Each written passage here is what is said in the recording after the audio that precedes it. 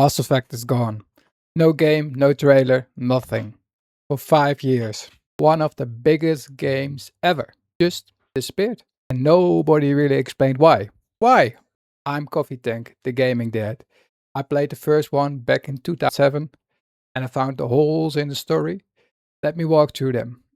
And let me talk about my lived experience in the Citadel. We all know and love, right? From Mass Effect 1. Let's go. Let's go! Part 1, the empty stage. It all starts here, folks. Xbox just had its biggest show in years. New Gears, new Halo, new Fable. Everything new. Everything was there. Everything. Except one thing. No Mass Effect.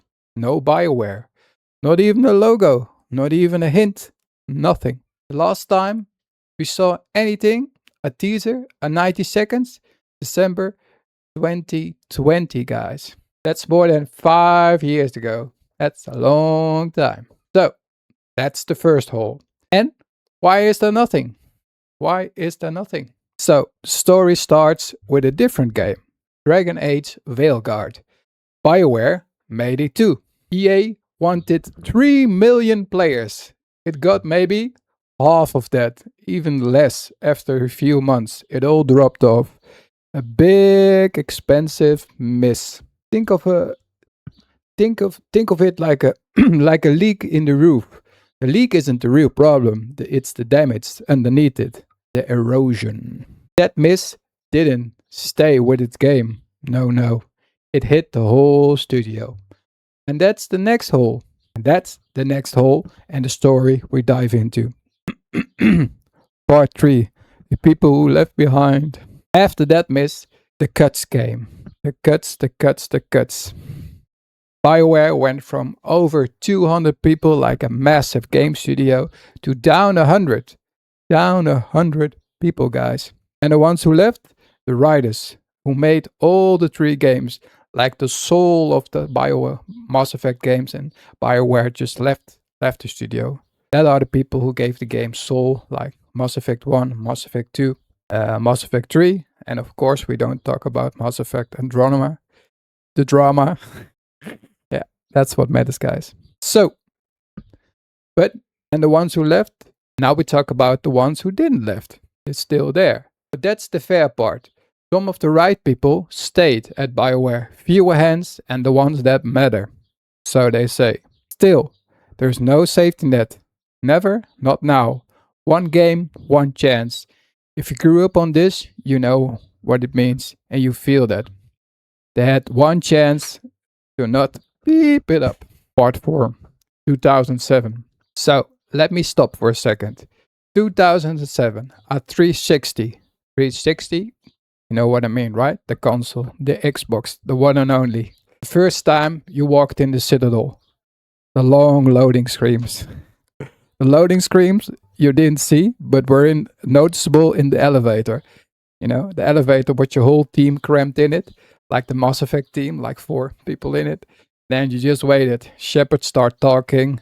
Your teammate, your Cronin start talking. And, loading in the elevator. But we forgave them because the gameplay and the story was so great from Mass Effect 1. So, back to the story. Again, a game like this felt serious. Made for grown-ups like us. For my generation. This was the one. This was Mass Effect. Oh, we never needed it to announce.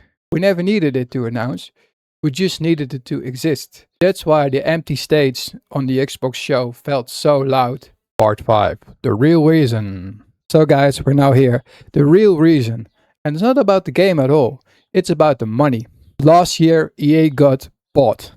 $55 billion, guys. The biggest deal of its kind ever in gaming world. But that deal came with debt. 20 billion debt.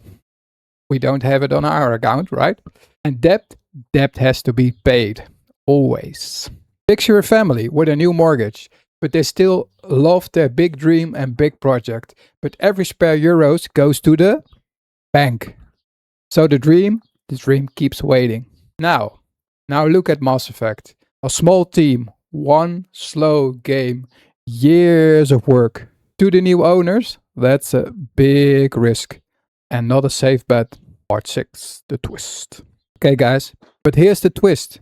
The people who made Mass Effect are making Mass Effect, but somewhere else. Same week as the empty state, a new game showed up, Exodus, made by the studio called Archetype. So, who is behind this Archetype new studio, you think? Well, it's the writer of the first Mass Effect games, and it has our favorite actor, Matthew McConaughey, in it. You know the guy, right? He has a crazy cool accent, and he is. I don't know if you noticed him in interviews and reviews, but he's like a real guy, you know. He says it as this, and he has like tremendous value about life, and he has a YouTube video about his upbringing. Very interesting. You need to watch that. That's a tip. But anyways, press calls it the new Mass Effect. So now you know. Mass Effect didn't die. The soul just walked out of the door with BioWare and the writers.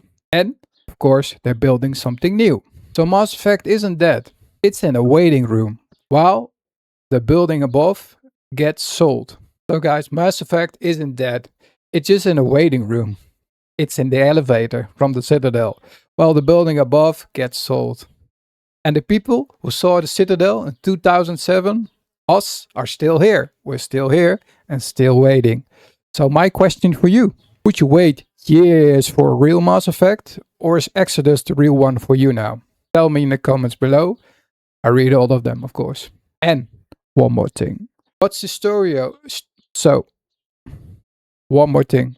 Want a story with a happy ending? A studio that did go back to its classic roots? Relic just remade first Company of Heroes. That's the video I'm gonna do next. So like and subscribe, and I'll see you on the next one. I'm Koffietank, the gaming dad. Bye. Bye.